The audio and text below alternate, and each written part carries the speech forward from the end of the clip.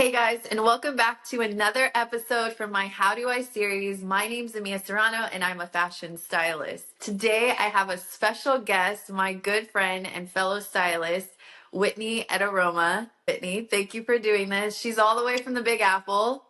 I'm based in LA, so we're doing this coast to coast right now. On today's How Do I series, we're going to be talking about how do I style athletes. Now, Whitney, tell me a little bit about your background. Let the viewers know because I know who you are, but tell everybody else who you are. I am a stylist here in New York City, and I style athletes predominantly and editors, as well as some artists, as the sculptors and some rappers. Okay, so tell everyone how you started styling athletes because it's such a specific niche in our industry because there's so many different types of styling. They're styling red carpet looks. They're styling brand campaigns. They're styling editorials. Like there's personal style. Like there's just so much. So how did you start styling athletes? I got connected through a publicist, and then through a publicist got me booked on multiple jobs with some of her clients. And there I started working with athletes, and then I got connected with Rock Nation, and from there I started styling by word of mouth, really. Everybody was like, oh, Whitney's like really nice. She styled so we love the way they styled them. And then from there, it was just like literally grew from word of mouth, honestly. But they did look at my editorial background and they saw that like I had the brand connections and the strength to Okay. have an eye. So what made you start styling athletes though? Like, what did you think like, oh, I'm going to start styling this basketball player? Oh, I didn't even think I was going to be wanting to do that. I thought I really wanted to do like campaigns and editorials, that route. Yeah. But God had other plans, and literally I'm just styling these athletes. But I enjoy it. I enjoy the one-on-one, and I enjoy like getting to know a person and then seeing a garment move. Obviously you see it, like, of course, like in campaigns or editorials. Yeah. But it's fun seeing it on the red carpet sometimes when the athletes do get that, or when they do like the tunnel looks. It becomes a whole moment. What's the process in like prepping and wrapping when it comes to styling one of your clients? Getting them onboarded if they're not onboarded already. And then I have my tailor immediately coming on board to get all of their measurements. And their measurements change throughout the season. So throughout the season, they might get a little bit more, if it's at least a basketball player, they get a little bit more toned. If it's a baseball player, sometimes they get a little bit more like, muscular. So then you have to know like adjustments, like, okay, a size might go up or a size might go down, or we have to bring the tailor in to make like little adjustments. Pairing, typically it depends on the size of the athlete. Sometimes I'm shopping. I will not say I'm a personal shopper. I will not throw that out there. I curate a lot of different clothes from all over the world, typically. And I'll pull from the showroom sometimes as well, depending on if it's accessories, if it's for a taller athlete, if it's for a smaller athlete, like a shorter one. Average height 1 or 6'2", I would say, is like the max, is where I can go and pull from different brands, depending on who they are and depending on the moment. I think it depends. Like if it's a tunnel fit, it's definitely going to be purchased. Sometimes it depends on like the end of the season. If it's a NBA player, I'm basically pulling from different brands, like the bigger brands, like your Ralph Polo, like your Calvin Klein, things like that, Versace. So it just the wrap typically looks like returns, lots and lots. It's also following up with those invoices, I'm sure at the end or even like the day of, making sure like a kit is filled with like their different accessories for like their feet. You got to think about their feet because they're on their feet most of the time, and that is like what I take care of most. Making sure like the new shoes aren't going to ruin their feet or have blisters or have little cuts in them if they're wearing loafers. Have a sock, like you still have to put some gels in there or like an insert to make it comfortable for them.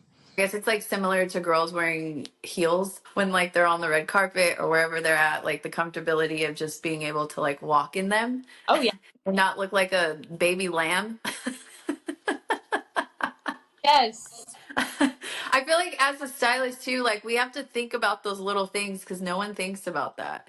And then sizing, you're not your average shoe size, and there's not a lot of places that have big shoes. You have to like probably get things custom, right? Or no? Oh yeah, definitely customs. Yeah. For to your bigger brands will have them, like the luxury brands will have them. So what's one of your like crazy stories of styling an athlete? What's like your juiciest one? Ooh, juiciest one. Okay. I still laugh even week. So a garment was set up to wear the next day, and it was left in the hotel room for the client. Mhm. Turned into the crime scene that night. Wait, like a legit crime scene. Wait, And what? yeah, so I couldn't even. So how did you even find out like what you needed back was like a part of the crime scene? How did that happen? I was getting my nails done, thinking like, okay, done. And I get a call from people that I was like, why are they calling me right now? Like today we're just doing a chill day. And I'm just looking down my phone, and they're like sending me message after message after You're message. like, oh man. And I'm like, no, this is a joke. And so then I get on the phone call, and I'm like, all my friends start calling me. They're like, Whitney, are you okay? I'm like, yeah, I'm fine. Like, what do you mean? Also, it was like left in there for like 5 days because the cops had to come in and do their Wait, whole what? thing. Yeah. Cops had to come in there and do their whole, like, they had a suspect Yeah. picture, like, they had their evidence. Like you couldn't touch evidence and like the clothes were part of it. Yeah, my whole. How do you explain that to a fashion house? You're like, hey, by the way, Yeah, your dress is in evidence right now. And they're like, wait, what does that mean? Is that a magazine? right? The return date was at least 5 days after. And so I was like, okay, well, maybe like Okay. fine. And I was really waiting for the cops to be done. I was trying to figure out who I can call to talk to Yeah. my things back. It was in there, like the wire. It's going to be fine, at least, because the door is shut. Mhm. This garment goes missing even after I go and retrieve all of my things. And I had to be recorded, mind you, picking up all my things. And I couldn't take photos of anything because there could only be one person in the room taking photos. I wish, low-key, I just snuck some photos because I had to go back home and then readjust everything and make sure I had everything that I needed, and like everything's going to go back to, the returns immediately. And then I was missing that one garment. I sent everything back knowing that it was missing, but then I was like telling them like, hey, I know I sent you back this, but I'm still looking for this piece. And I knew exactly where it was. I knew exactly, but Mhm. they wouldn't let me touch a suitcase. So it was in the suitcase. Someone accidentally packed it. And that thing was missing for 3 months. Okay, so it was in the room before your client could even touch it and put it on, Yeah. and the crime happened. Got it. Okay. I was texting this fashion house every day. This PR team, Mhm. they're being so kind because typically fashion does not care. They would not care. Yep. Yeah. Yeah. He was being so kind. This is a rare episode. You never want to have this happen to you ever. I was just in constant communication with them, and I took them out to coffee, and the look was going to be expensive to recover. Like if I had to pay that amount, it Oh would have my gosh. been ridiculous. That was my nightmare story, really. Yeah, and I was just having this conversation in another video of mine with the showroom owner about like taking care of the garments and having that trust and like relationship with the showroom, because you may need them later on down the road. And if you're over here not giving their stuff back, ruining their stuff, and just like ghosting them, then that's the last thing you want to do, because then word gets around too. How are you able to get the clothes for some of these athlete clients of yours? Like, is it more of a struggle than it is to get it for like an editorial or on a celebrity for a red carpet? I would say it's difficult sometimes, depending on the athlete and like the level of like who they are. It can be very difficult. You have to make sure you know the brands if they have bigger sizing. That's why you have to go to like the showrooms in person to kind of measure things out. Measuring tape is always in my bag just in case I need to pull it out. This will fit him. Like the lengthwise. Sometimes I can eye it, but for the most part, I just want to make sure like the inseam is solid. It's mainly my relationships that come into play. And do any of your clients are like, hey, I really want Louis Vuitton, or hey, I really want Bottega? Like, are they ever like that where they're very specific on the brands that they want to wear?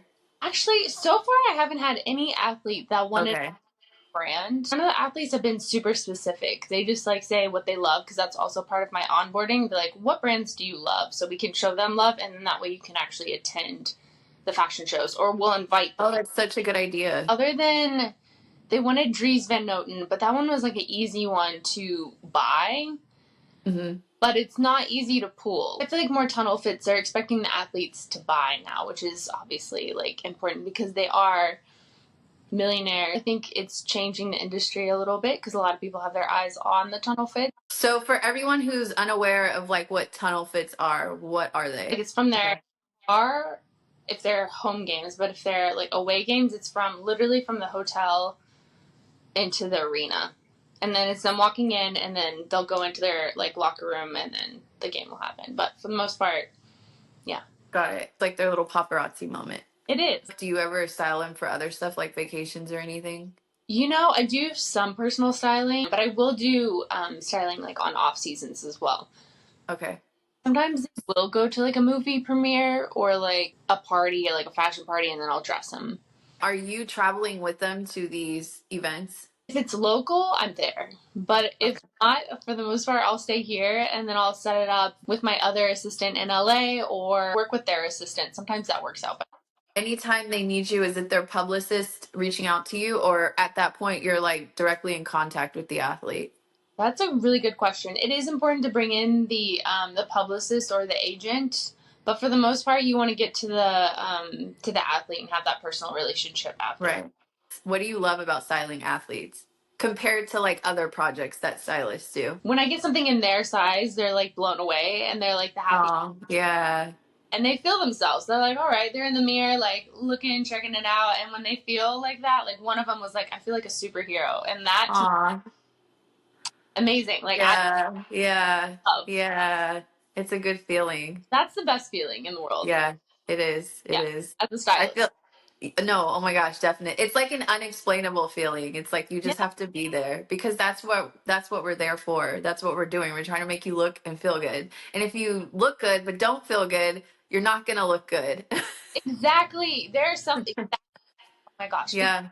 People who can carry a look, own it.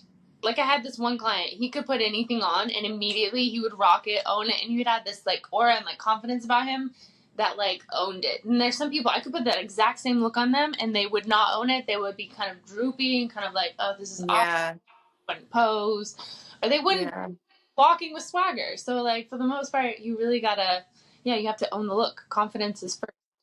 Last question is the best advice you can give to those who are watching this, other aspiring stylists, like how can they start styling an athlete?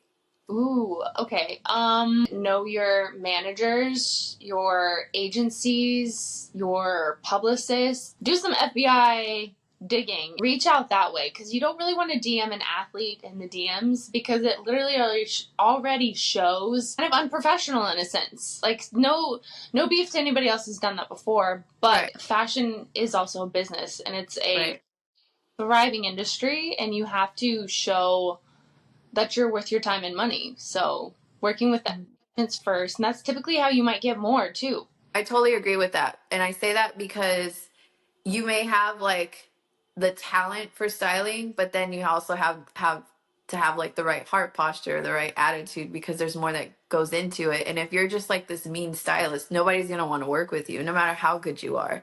Because you also want to connect with people too. You don't want to be that person where they're just like, oh, I don't want to put up with them. I don't want to deal with them. Or you meet people and you're like, oh my gosh, that person is just so nice. Because it's like your work gets you in the door, but I feel like your heart and your personality like keeps you there. And work etiquette. It really does. All of it. All of it. Before you start pitching yourself for that athlete, if you have like a specific athlete in mind, you got to know if they're signed with Adidas, like Nike or Anta, or Skechers now, which is like so strange to me, but it's a thing. It's a thing. You have to know who they're signed with because then you can't put other brands on them. Okay, I didn't know that. Good to know. If you want to get in touch with Whitney, you want to keep up with her work, I will have all her information down in the description. Whitney, are you looking for assistants or interns right now in New York that are New York based? Always. I always need. Okay, cool. For sure. Always helping hands. Again, I will have all her information, her email, her Instagram if you want to keep up with her work, because I know you do, because it's really dope. Whitney, thank you so much for doing this. I loved having you on here. So much information. If this video helped you and you want to keep going with this series, share, like, and subscribe for more.